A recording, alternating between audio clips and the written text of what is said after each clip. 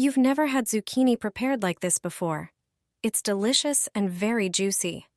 Start by taking 2 fresh zucchinis and washing them thoroughly. Then, pat them dry.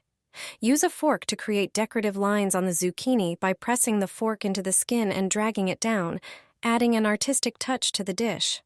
Slice them and neatly arrange them on a cutting board. Generously season both sides with salt and pepper.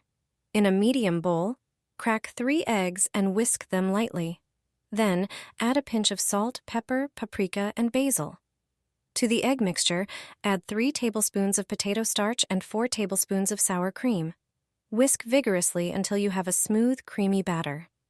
Preheat the oven to 180 degrees Celsius.